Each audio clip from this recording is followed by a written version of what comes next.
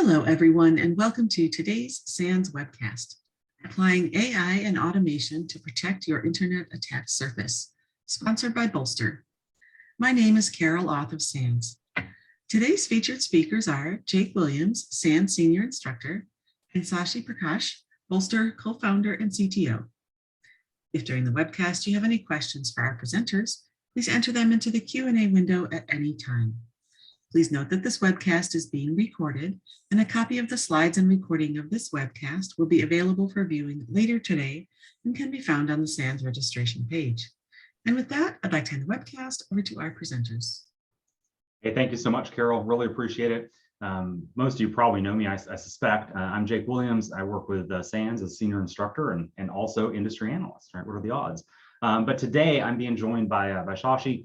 He's the Bolster co-founder and CTO. This is not our first rodeo together, is it, Shashi? Yes, we've done this a couple of times before. So great to be here. Thanks.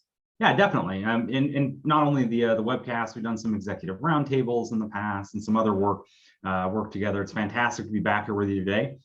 Super excited to get going here. I do want to mention that this webcast comes on the heels of an industry analyst white paper that we authored, having taken a look at the product and deep dove a little bit onto product features.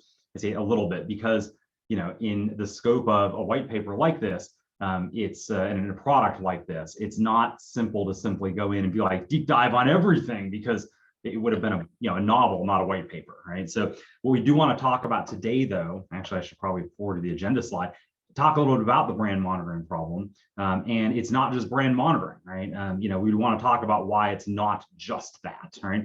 You have an attack surface that exists outside your four walls today that we don't get good visibility into. And so we're going to talk a lot about that today and how that, how to protect that and how to understand that and how to think about it. One of the foundational things that I will point to here is that this is an information security problem. You may not like it. It may not be one of those things that you wake up in the morning and you're like, you know what I want to do? I want to do some awesome monitoring of my external attack surface, right? But at the end of the day, whether you think it's sexy or not in InfoSec, it's going to fall to you eventually, right? And so my premise would be get out in front of it, be proactive about it, because it will be your problem. And if you don't tackle it, right, it's one of those ounce of prevention is worth a pound of cure kind of issues, right? So we'll talk about this today. This is our overall agenda here, right?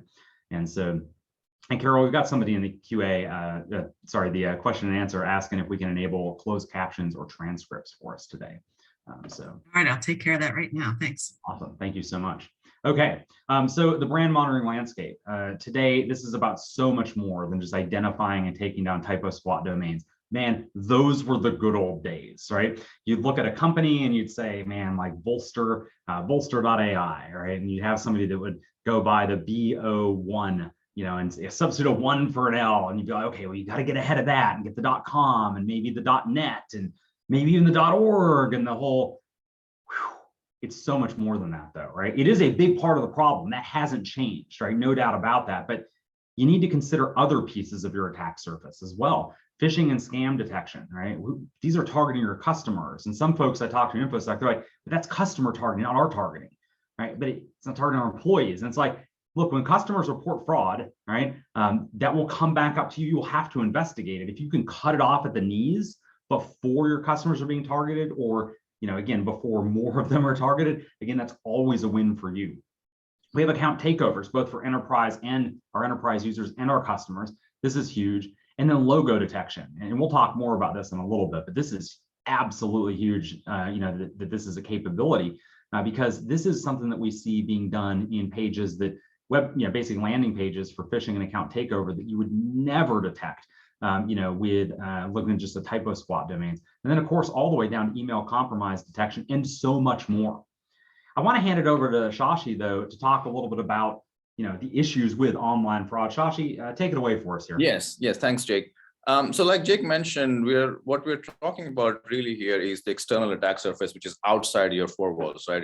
We have a lot of protections for our internal employees. We have endpoint protection. We have network security products. You have all kinds of things. But for external surface of an organization, there's not much that's out there. And what we're really talking about are things like people spinning up fake social media accounts targeting your executives, for example, or creating phishing websites, or someone posting a fake video on YouTube to lure a potential customer into another scam website, things like that, fake mobile app stores. So all of these, even though today they may be external to your organization, some of them do become very problematic for internal security teams. For example, I'll give you one example. It's let's say business email compromise. It starts from a typo squatting domain, which if you're not monitoring for, can very well start hosting an MX server tomorrow and start sending out phishing emails to your internal employees pretending to be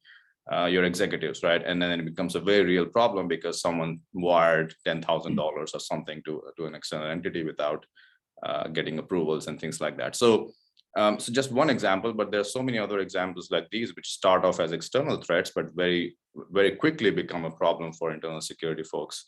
And that's why it's important to be ahead of this. It's a problem of scale where we'll go into more details, but today bad actor has a lot of advantage in setting up any of these attacks very easily and very quickly in a fully automated way at much larger scale. So the defenders have to also be at the same pace. And that's where we come in, and we use a lot of machine learning to do that. Just to give you a few numbers here on the scope of this problem, we detected just last year about close to 7 million phishing and scam websites, which things like these can cause over $300 billion of losses to brands. And there's over $1.2 trillion markets of fraudulent products and services that are sold outside your organization without your approval. And these include counterfeit goods and a lot of other things which can harm not just your revenue, but some of these end up becoming a problem for your security teams internally as well. I mean, I would even argue and go so far as to say too, that it's not just revenue. Some folks are like, oh, that's the revenue side, but the security team, when the crime or the fraud exists in digital space, the information security and the cybersecurity team will be called on to investigate. Right? Absolutely, This is one of the things we've talked about this before in the executive roundtables and whatnot. But consistently we see folks that tackle this problem up front.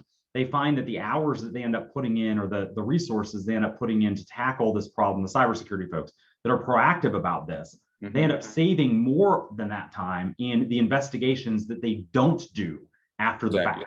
Right. Yes. And so this is one of these pay a little now or pay a lot later kind of problems. But the reality is, from my experience, right, and definitely we've heard this from others as well, is that it really comes down to, it's not a question of are you going to do it? It's a question of, are you going to be proactive about it, or are you going to do a lot more work being reactive after the damage is done? Yeah, I think I absolutely agree, Jake. And what we're seeing in industry is now even the internal team structures are changing. It used to be a marketing or a sales, a marketing or a legal problem before, but now they're working together with security teams, and it sort of becomes sort of this collaborative interdepartmental thing in all organizations where they work together to solve this problem. So that's what we're seeing also, and you're absolutely right there.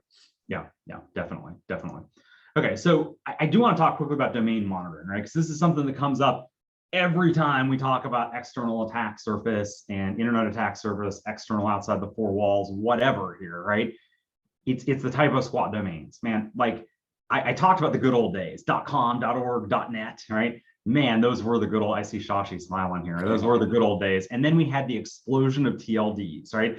First, it was country codes, right? So then it was like co.jp, co.uk, right? You had all these different, the country code, that was a little bit of an explosion. But then we got into the just the arbitrary TLDs and top level domains.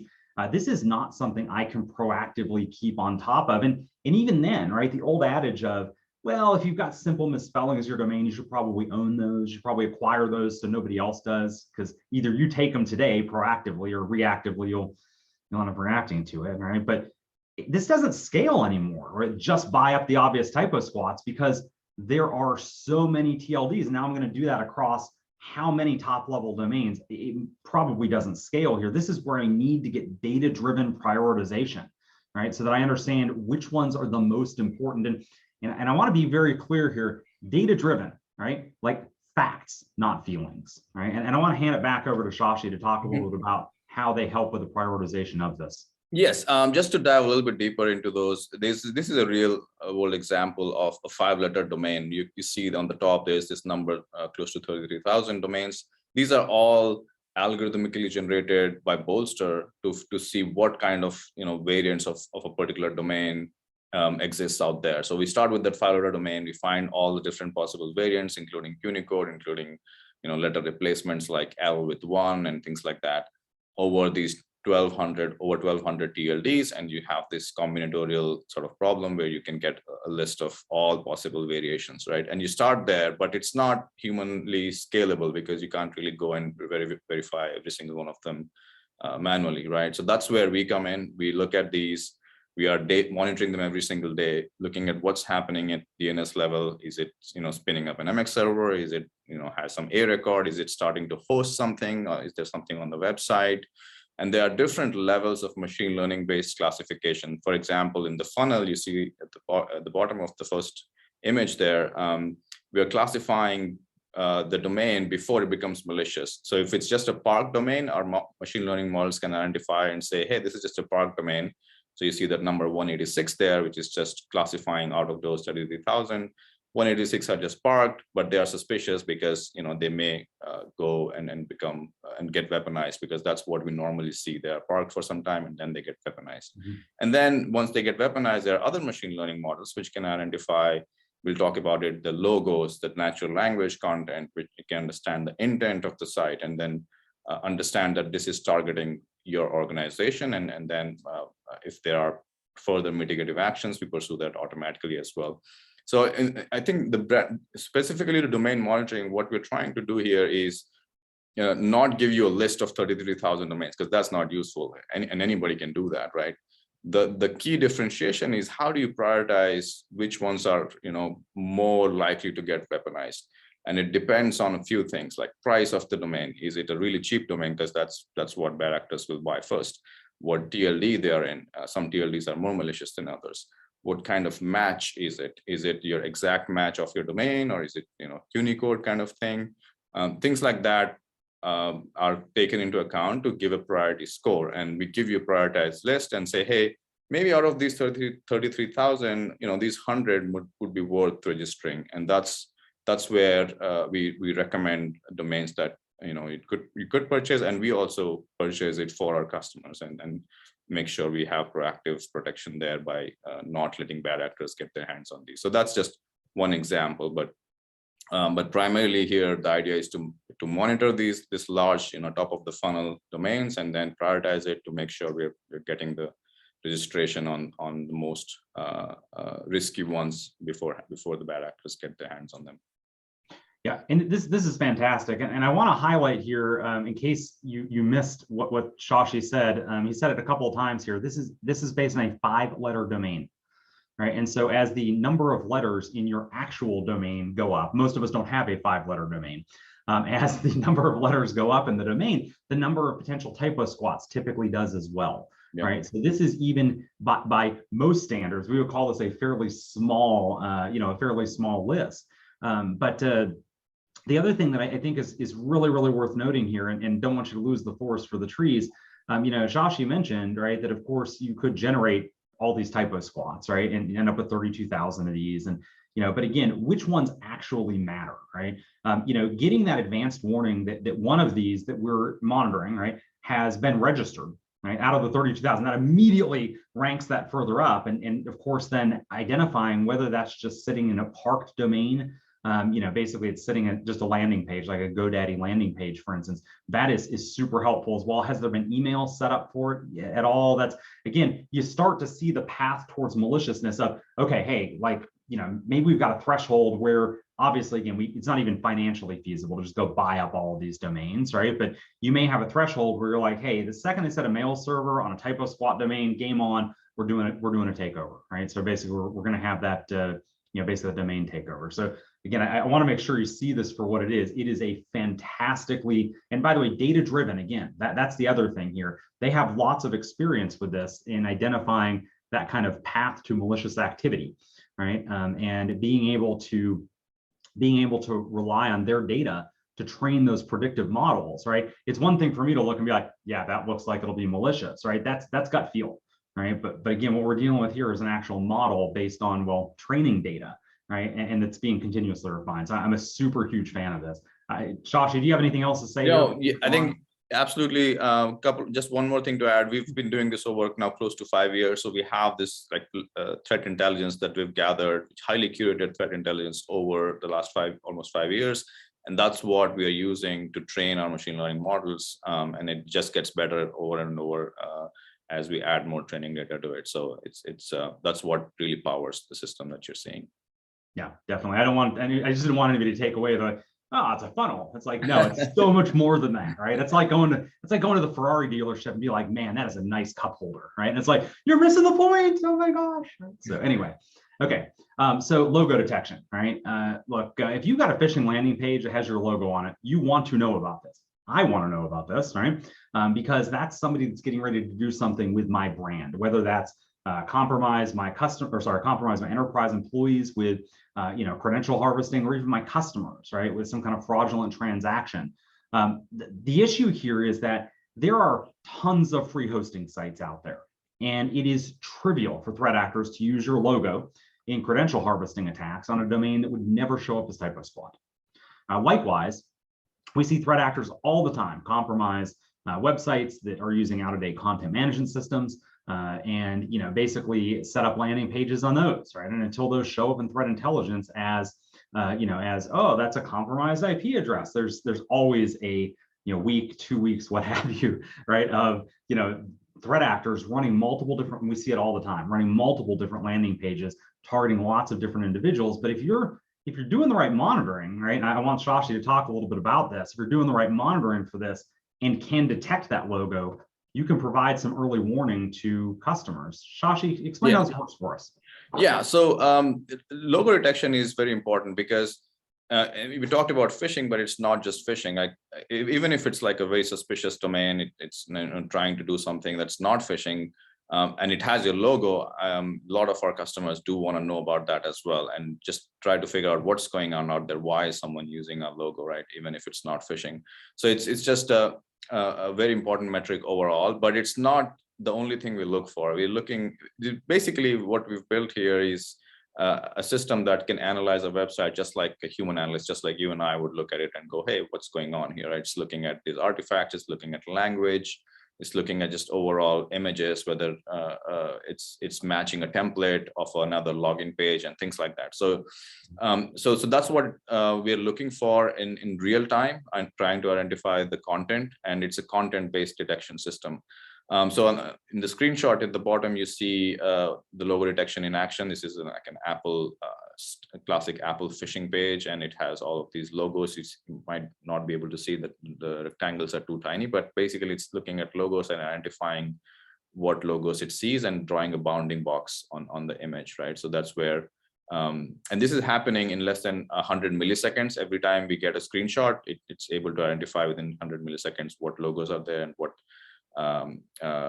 language is saying, right? And then you multiply that with millions of scans each day. You can imagine like how big of a problem this is, right? And then it's not just one brand. We have thousands of brands that we can train on and monitor it.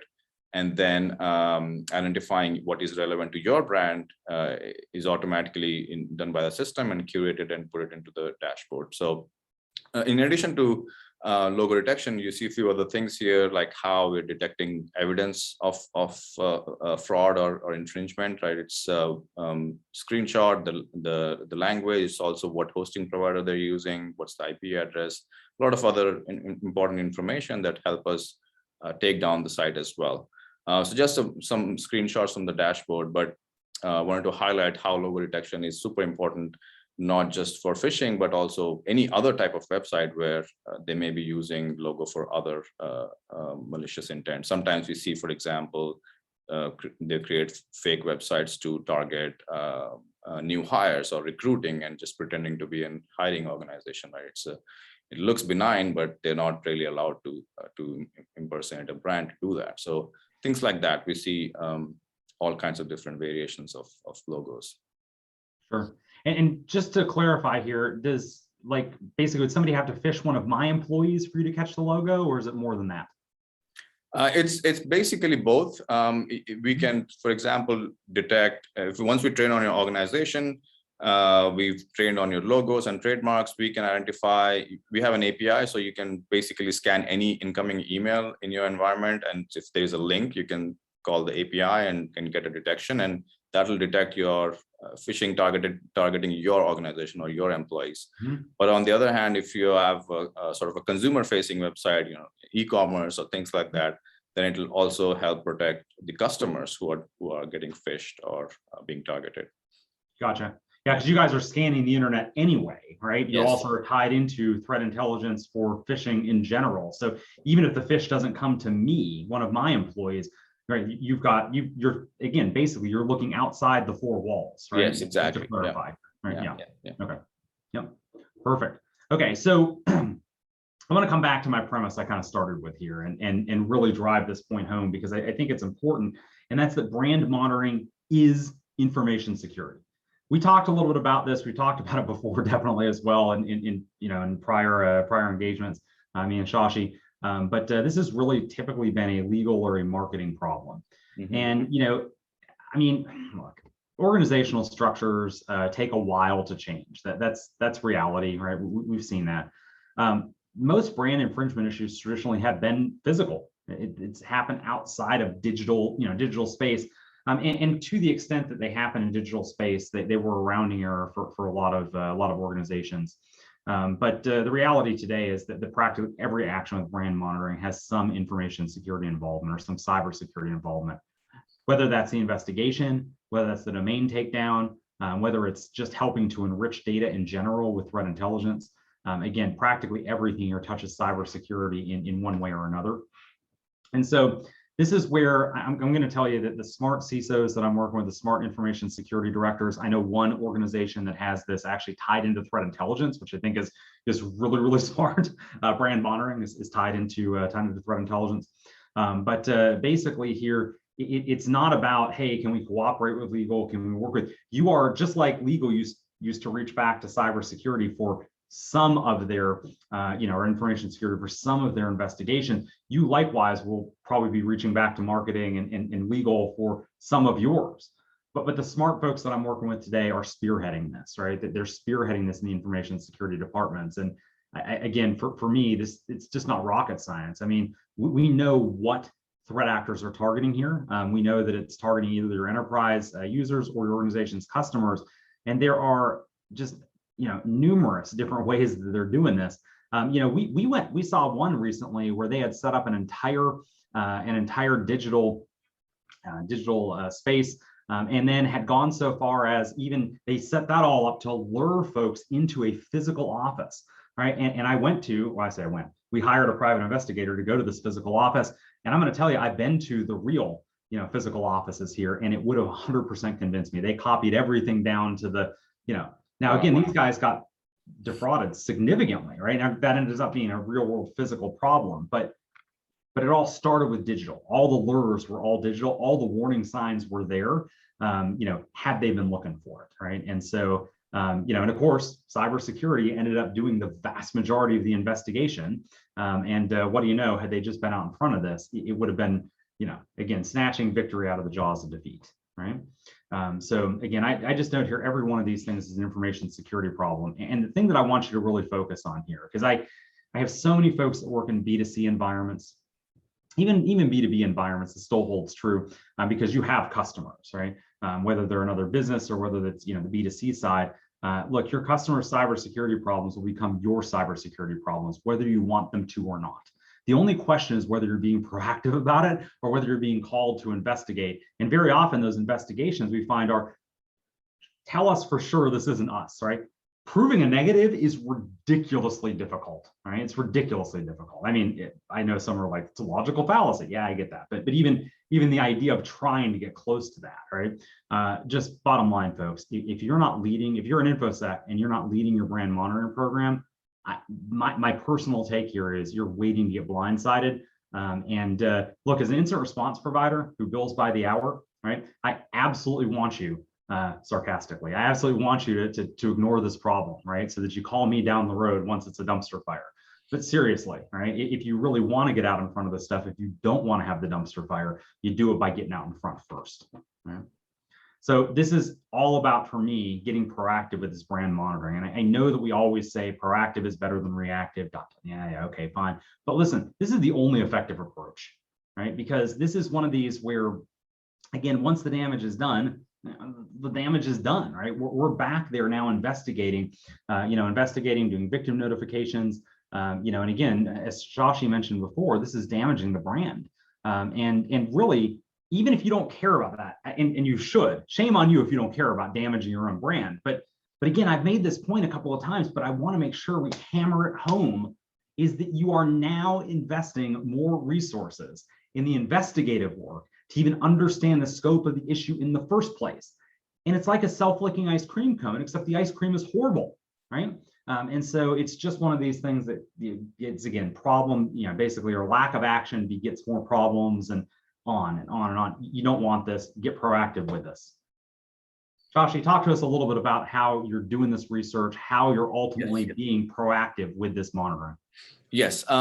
So like I mentioned earlier, what we're really building here is we're taking some of the latest and greatest in machine learning and AI and pioneering that to use those techniques to solve some of the very interesting problems in cybersecurity. That's where we are. We're taking sort of a very, very early approach and taking some of the latest stuff that out there. So what we're really looking at here is various different machine learning models we have built over the last 5 years, right? So if I have to categorize them, they primarily fall into two buckets. One is where a threat is not weaponized, so this is pre-weaponization stage, and then there is post-weaponization stage where there's something going on, there's active malicious content on the site or something going on there. In the pre-weaponization stage, let's say you start with domains, you only have, let's say, we talked about the domain variations, you only have just a domain name, right? You don't have anything happening there, but you want to still identify how risky that is, right? So there are 3 different models there that identify how likely a domain would get weaponized and give a priority score. So that's one machine learning model. Then we look at the brand's overall portfolio as well. Like this includes combination of things like, how many possible unregistered domains are out there that can target your brand, what your profile looks like on other platforms like social media and marketplaces and other platforms. And we combine all of these different things to assign a score to the risk to your brand as well. So that's another machine learning model. And then there is the last one, which is the type of squatting, domain scoring, which is primarily only focusing on type of squat domains, not other domains, just only the type of squat domains and scoring them. These are all pre-weaponization, but once they are weaponized, there is like logo, there is a phishing website, there is something going on the site. That's where these other models come in. We talked about logo quite a bit, but there is like natural language processing model, which understands intent of the site. So if, let's say, someone is saying, hey, sign in into this, sign in with your username and password, it's a very different intent compared to, let's say, a news article about your brand, right? So we don't want to really focus on those types of news articles and blog posts kind of thing, but we do want to focus on someone asking for username and password. So that's where intent comes in. And then there are some other models which look for image matches on a higher level, like if it's a template image being used. And the last one is content moderation, which is super important these days. The content targeting your brand could come in different forms. Someone could be using toxic language against your brand on social media platform, or they could be using different forums to actively do brand damage by posting fake things about your brand, right? So this is a very language specific problem, and that's where we also have a content moderation solution which identifies different types of toxic content, and that's where it's another model which is very useful to identify what's happening out there and how people are targeting your brand. So we classify these things, and then we have like patents filed for these, several patents, but all of this helps operate at scale. We, instead of doing one link analysis at a time, we do millions of them, and we can identify things in less than 100 milliseconds. That's how fast it is. So the idea is for us is to basically empower your work and not really, it's basically a tool which enhances your workflow. You don't need to do things manually, just use our solution to do this at much larger scale. And then we also help with mitigation, so you don't have to worry about sort of going out and reaching out, the bad actors and trying to shut it down at the hosting provider level and things like that, because we take care of that as well. And real quick before we advance here, I wanted to bring up something that we talked about at one of the executive roundtables that we did last year. If you recall, there was a gentleman. He's like, yeah, but I can look at a site and I can see that it's, and it was totally like missing the, kind of missing the juncture here. He was right. I mean, as an information security professional, he can look at that and be like, yep, that one's bad, right? But that's not the point, right? It's doing it at scale, right? Because if you have to do one, first, the problem is, how do you know that you need to go look at that one, right? And then secondarily, my goodness, man, I mean, you're talking sub 100 millisecond there. Can you talk a little bit about your false positive rate? Because that seems almost unbelievable. Yes. So both my co-founder and I come from security background. Before this, we were working at Cisco Talos, and we have this extensive experience, and we understand the cost of false positives. So very, very early on, we designed our machine learning models in a way where they're very conservative on the false positive side. We can miss at the expense of false positive. We can miss a few things, and it's fine, because a few false negatives is okay for us, but false positives are not. So that's why we've tuned our models to be very specific and very precise in identifying something as bad. So this number comes from like our extensive data sets. We've scanned over 1.5 billion links over the last 5 years, and we've built highly curated data sets, and that's what we measure against. And the false positive rate is basically telling you whether we flagged a brand incorrectly and the type of threat also incorrectly. So we don't do that. It's very, if you look at the number, it's almost negligible. We never have false takedowns, for example, as a result of this. Yeah, no, definitely. I wanted to clarify that, because again, it's, those 2 points are I think very very interesting to our audience here. And we've also had, seen firsthand actually some folks that were like, but I could manually, and it's like, there's no way you can, not at scale. Yeah. That's the key, right? Yes. So talk a little about the social media protection that you started integrating. Yeah, this is a new feature that we rolled out just maybe a month or so ago. This is basically looking at not just so we started with the web side of things, identifying what websites, what links are being targeted. We looked at various honeypots, newly registered domains, and so that sort of thing is good. Like, we can identify stuff, we can shut them down. But then there are these other platforms, social media being one big one, and we're seeing now actually interdependence of these platforms on the webs. Like, the threat starts from social media, and it's basically a fake website, but the vector is social media. So we've seen all kinds of interdependencies as well, which is going to grow over time. So we think it's very important to have your social media monitoring also in place. And then bad actors can also target, target your executives, for example, to CEO impersonation and other kinds of executive impersonation. So all these different things happen on social media. The key thing about our social media monitoring is we're looking for not just one type of threat. We're looking for multiple different things happening. Someone selling fake goods, impersonating executives, or just plain, maybe sharing other sensitive information on social media and things like that. And we monitor over now with close to 12 platforms, including the popular ones like Facebook, Twitter, but there's other platforms, Reddit, TikTok, and other platforms that we keep adding every day. So the thing here is, this is also a fully end-to-end automated solution. So you basically we find things that are on these platforms, and we shut them down for you. And in order to do that, this is slightly different in terms of takedown, because you're not reaching out to hosting provider. In this case, you have to work with the platform. So Facebook has their own workflow of taking down stuff versus YouTube versus others. So we work with these platforms, and we've kind of automated that workflow where we gather the evidence, we submit the required forms, and reach out to these providers or these platforms to with all the necessary evidence to take it down. And you can see some examples here of the evidence. If like, there's one screenshot which is targeting one of the gaming companies, which you see the evidence in form of screenshots and other things we've gathered. And then there is all of these other metrics on top of it, which in a very rich sort of dashboard, which summarizes the types of threats and the volume of threats we're detecting.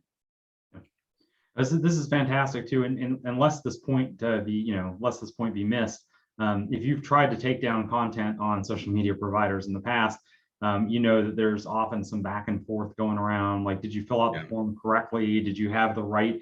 And there's some pushback. Once you start working with somebody that's doing it regularly, right, you basically get their credibility with the report, right? So even if you're thinking like, I can go submit a takedown, whatever, it's like, one, Shashi and team already have the secret decoder ring, well, decoded, right? And then secondarily, the platforms are used to getting requests from them, right? And again, understand the false positive.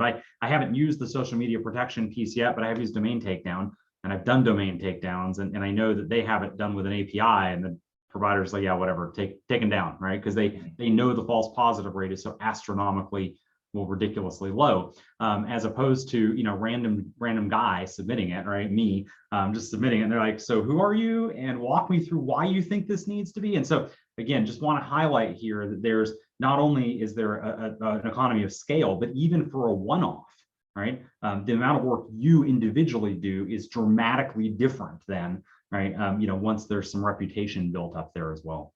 So yes, I think you're spot on, Jake. It's a very the process of submitting takedowns is fairly involved, and it consumes a lot of time, and you have to do it yourself. So that's where we've taken that manual work away from our customers and doing it for them through several automation.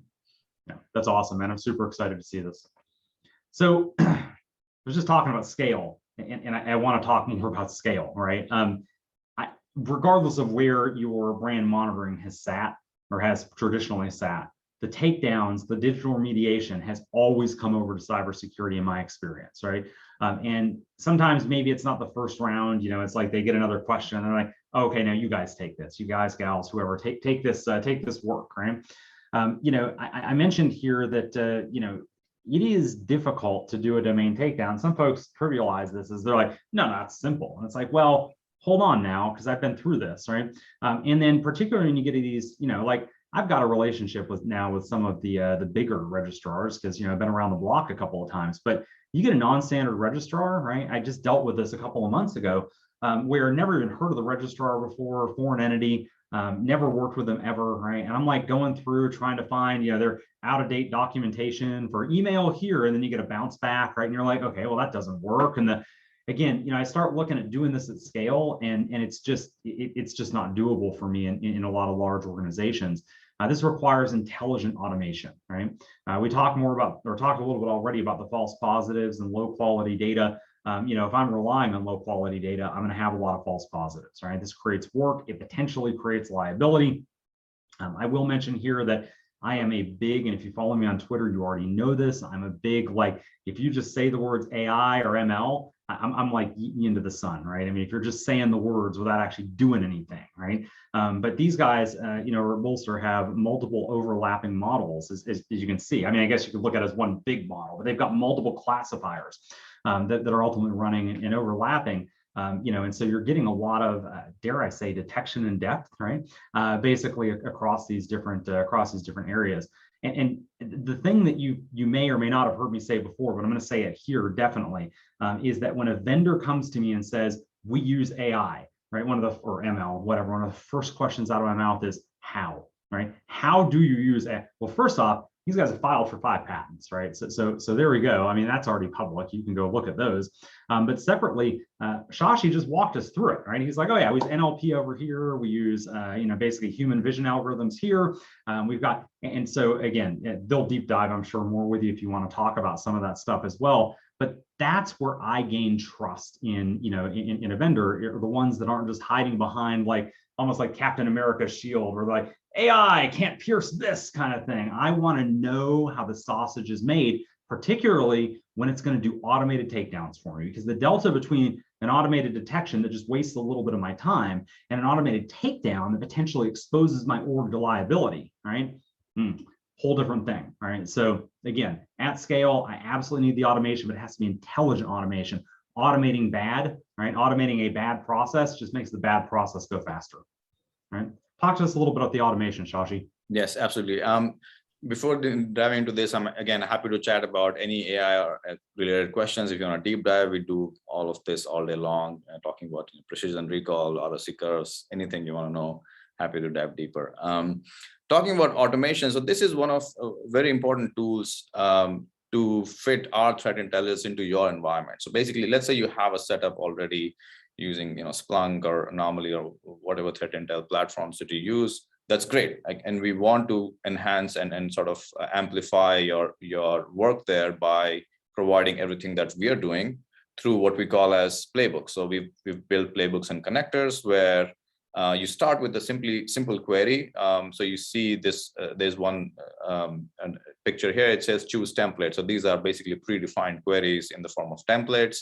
These include things like, hey, give me everything that had my logo in the last 1 week, right? You want to know whether or not it's phishing, doesn't matter. You want to know if a site has your logo, right? That's a very interesting use case. And you want an automated way to receive the threat intelligence. So that's perfectly fine. We can build a connector where we say we have a REST API based connector where we can say, just give us your endpoint where you want us to send the data. We would put that in, and you can pick the format you want the data in. Most of our customers just use JSON. So yeah, perfectly fine. We can do that. And then we can create a schedule. Let's say you want this playbook to run every day, or even if you want it to run every hour, we can do that. And then once you set it up, it will just keep running those queries, keep finding the relevant information and put it in a JSON format and send it over to your threat intel platforms. As you can imagine, it makes your sort of day-to-day threat analysis work more rich because we are providing a lot of context. It's not just a bunch of URLs in a file. It's a lot more context than that. It can provide you things like where there was a logo or what was the intent. There are 25 different categories that we classify on each website. So all of this really rich information can be sent over to you in the fastest time possible, again, because we're doing real-time detection. So as soon as we detect something within an hour, let's say, you can get that information in your environment and then leverage that to do other threat intel related work. You can do analysis, you can do attribution, other kinds of things that you may be doing in your environment. Yeah. And I got to tell you, this is one of the killer features that, for me at least, right? I have for a long time as well been, death on vendors who are just like, no, don't worry, you don't need to get data out of my tool. Like my tool will do it all. Well, I don't care how well the tool is built. It's going to come down at some point where I'm going to need to integrate somehow. And by the way, the whole silo model, I think, died in like the 90s or something. Yet we still have vendors today holding on to this. Usually when I see one of these where it's like drop a connector in, I'm like, I die a little bit inside because they're like, it hasn't been thought out, right? It's obvious that whoever built it did the minimum work to check a box to say that they do API integration or some, it's like 0.1% of what I would do on the platform is exposed via an API. This, I got to tell you, I have never seen a connector type, or API type, type flexibility here with this level of granularity. I was like, holy goodness. All I can say is that, it's obvious the been there, done that, got the t-shirt kind of thing is it shows through in this user interface in particular. Not to take anything away from everything else, but as a practitioner, right, when I start thinking about how am I going to integrate different data sources together, and then of course, inevitably out of the box, these things don't talk. Having the ability in the platform, and you can submit custom headers, you can submit, when I saw the custom header thing, I was over the moon. I don't mean to brag, basically be like to brag on you here too much, Shashi, but I gotta say, man, that was, for me, that was a killer feature. And when I see stuff like this, right, this far out exposed to me on the platform, I understand the type of people that are building it, and I know what's behind there that I can't always see as well. So it's kind of like Yeah. Thanks, Jake. Yeah, in my previous life, I also used to be a security analyst. So this is one of the it's very close to me, and we wanted to build it the way we would want to use it. So that's what you see basically. Yeah. been there, done that, got the t-shirt, right? Yes. So hey, I'm going to wrap up here and then kick it over to Shashi to talk about a couple of case studies, and we'll open it up for questions as well. But you're not hearing anything in closing thoughts that I haven't said a couple of times already. This is an InfoSec problem. It will continue to be an InfoSec problem.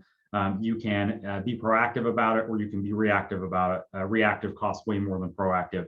And that's, again, the big takeaway for me, and something I've been clarifying to CISOs and directors as well, is like, yeah, but it's not my budget. It's like, yeah, no, look, as far as the costing more, it will cost you more because it's the investigation time, right? And when they go back and they start looking at how often are they being dragged into these investigations and what's the manpower cost of that, it becomes pretty obvious that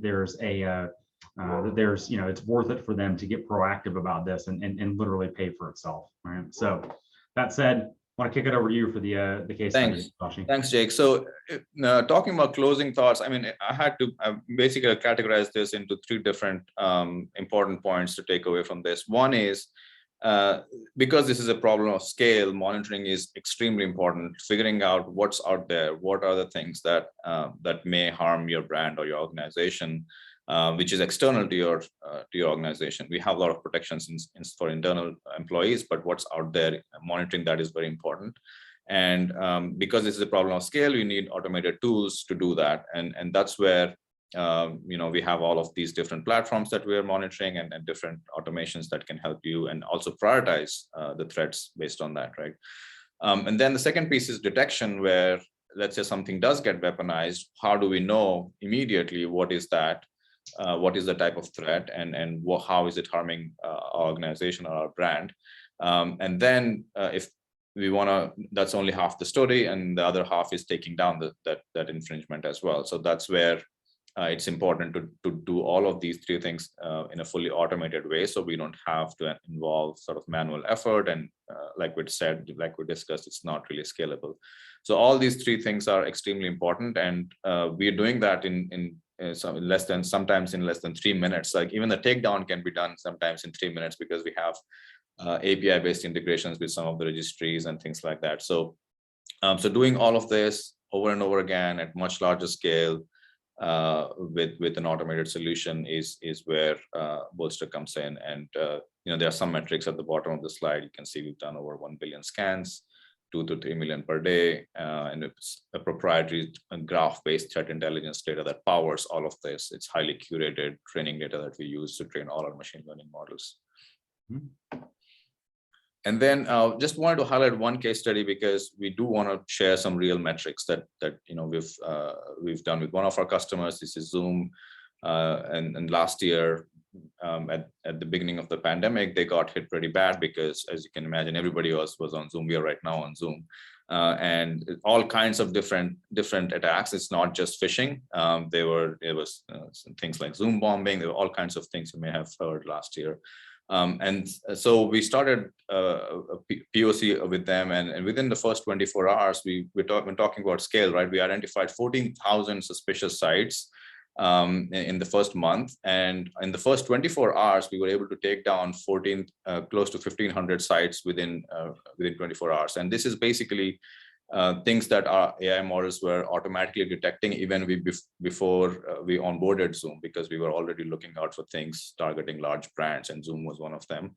So we were able to very quickly come in and reach out to hosting providers, identify what threats they are, and shut them down with a success rate of 99.3% within 24 hours. And the rest of them also go down, but just takes longer than 24 hours. And just to give you the breadth of this problem, it's not just one hosting provider in one small city in a state, right? It's basically across 7 countries with 28 different hosting providers. Some of the regions that we work with, as you probably very well know, are very hard to take down, because the rules are not that strict. The law enforcement is kind of lax and things like that. So it's very challenging working in certain other countries outside US, but we are able to do that as well for our customers, because we've built these relationships over last 5 years. So that's one of the really interesting use cases that I wanted to talk about, or case study I want to talk about, but we have several of these with other large brands as well. And in order to get started with Bolster, I think the first thing I would recommend is the SANS product review, which our very own Jake here wrote for us. He did a very in-depth product review from a security analyst perspective and a lot of other things that he had his points of view to that. So it's very detailed in that sense. So please go ahead and check it out. I think there was a link posted on chat where you could just simply go and click on the link. Carol posted that in the session today. And then there are a couple of other things we would like for you to use. One is the type of squatting report. So we generate a free kind of a very early analysis of your brand. All you need to do is give us like what your main domain looks like. What is the, just if you give us the domain or list of domains, we will generate this list proactively for you, identify what's out there, rank them for you, and also assign context around it, like what is the type of threat, what is going on this site based on the content, right? So, and this is a free report. I encourage you to try it out and just see for yourself like what's out there, and is there something that you did not know about, and if you did, then I would love to know what you found out, and we can help you sort of mitigate that as well. And then the last one is last but not the least, because this is the first tool we built when we started the company.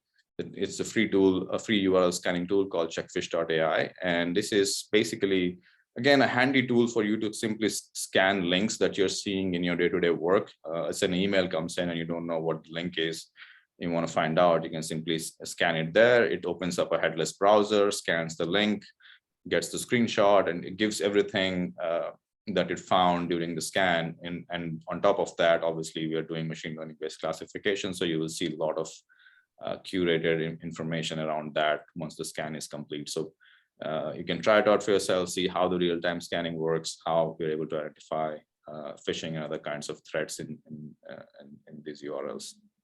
And then there's if you're willing to sign up, there's an account you can create on Checkfish as well, which gives you other features, like there are more scans you can do. There are other features that you can see. And then if it's interesting, we also have sort of an enterprise version of this, which we can obviously talk about too.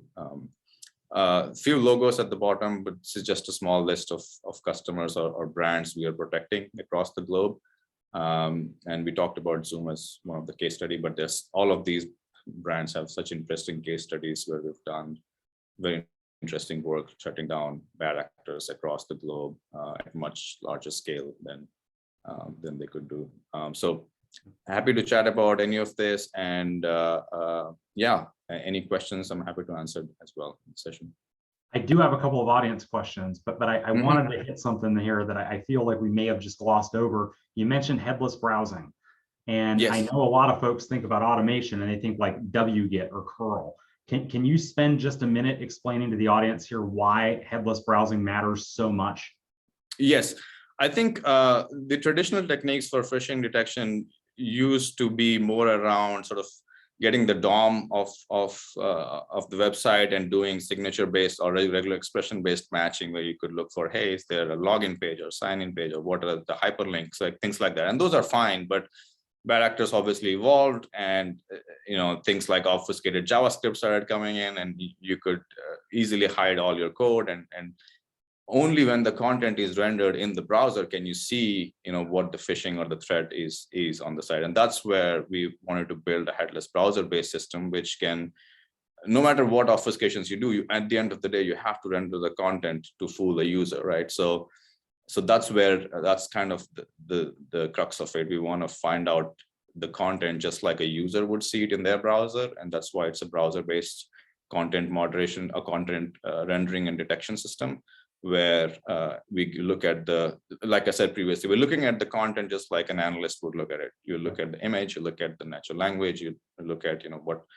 Even if the text is sort of in the form of an image, we can still identify using OCR and other techniques what's going on there. So it's really content that the way a human analyst would look at it, we're doing the exact same thing with machine learning models at a much larger scale.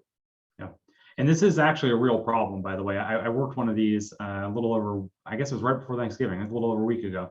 But working on these, right before Thanksgiving, where exactly what Shashi mentioned, was occurring, right? The malicious JavaScript, not only was it obfuscated, but it was programmatically building the DOM, right? So if you just did a curl and you got a curl or wget whatever, and you just got the page, and then try to do regular expressions, there was no login form.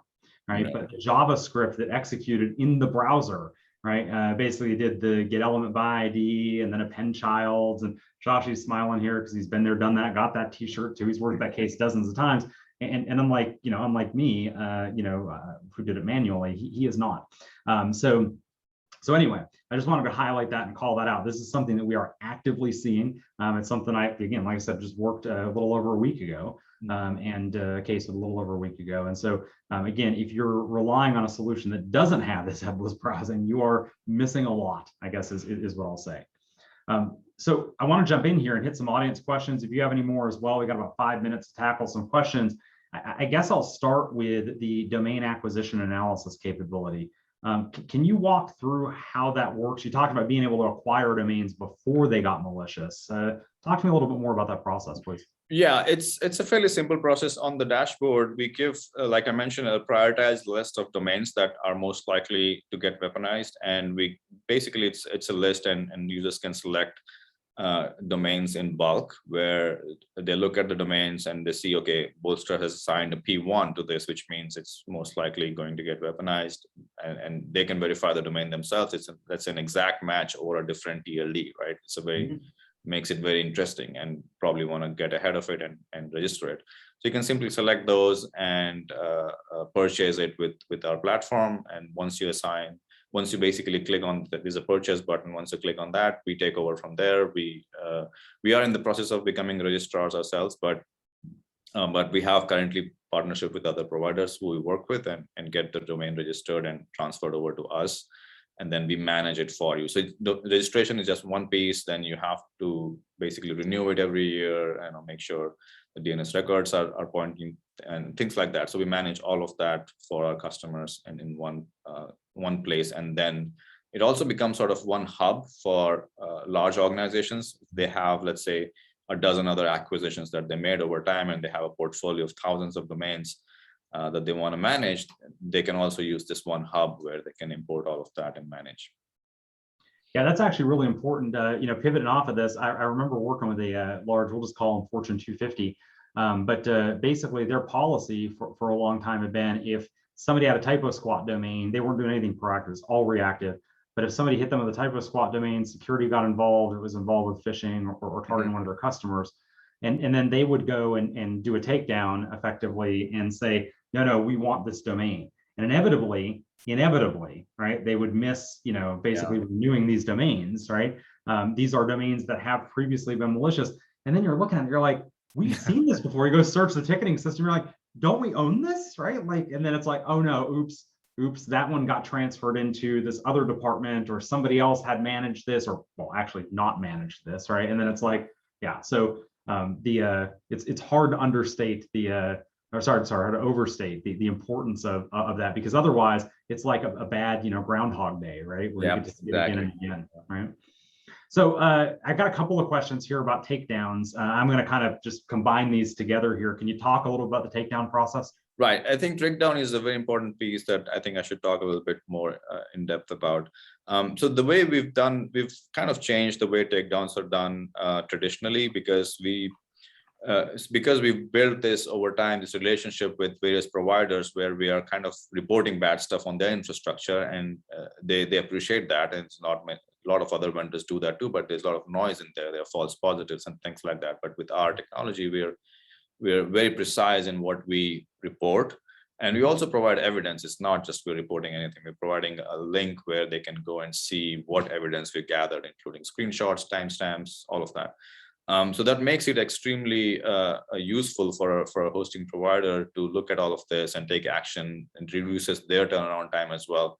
So because of all of this and having done thousands of times each day over multiple hosting providers across the globe, what happened was they started trusting our verdicts more, and we started API-based integrations with several of these providers where we request an API-based takedown, and in some cases, it goes down within minutes because they just trust our verdict.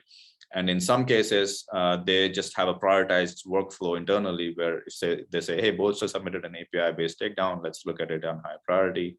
And it goes down in a couple of hours. It's not, it's not that bad. And if you combine that with, fast detection, you can imagine that detection and takedown can be done within, a couple of hours, and the threat is neutralized after that. So that's one way of doing takedowns, API-based, where we submit an API request, it goes down. And we're building more and more of these partnerships, so that gives us leverage of shutting down things pretty quickly. And the other one is, again, automated.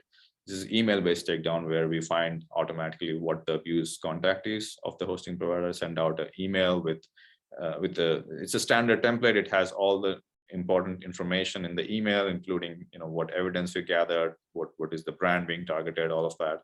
But it's done fully automatically. So if we're doing it, let's say in some of the brands, we're doing it thousands of times each day, thousands of takedowns each day, right? So so that happens at scale. It goes out to all of these hosting providers, and again, turnaround time is a few hours, and they take it down. Most of the sites we take down, 95%, over 95% happen within the first 24 hours.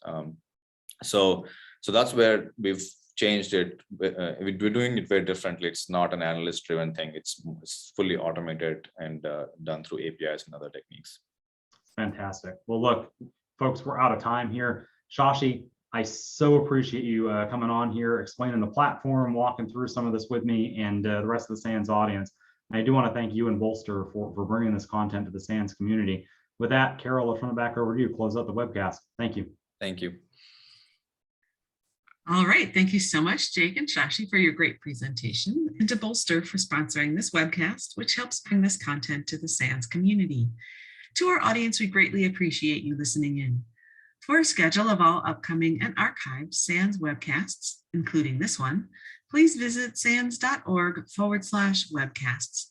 Until next time, take care, and we hope to have you back again for the next SANS webcast. Thank you.